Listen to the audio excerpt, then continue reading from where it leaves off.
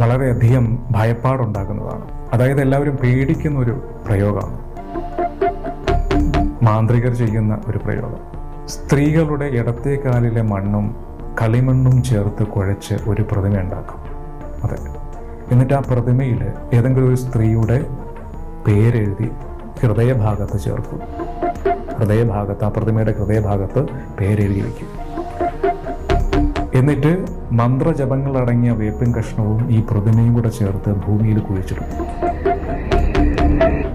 കുഴിച്ചിടുന്ന സമയത്ത് ആ ഹൃദയഭാഗത്ത് ഏത് സ്ത്രീയുടെ പേരാണോ എഴുതിയത് ആ സ്ത്രീക്ക് ഭ്രാന്ത് പിടിക്കുമെന്നാണ് പറയാറ്.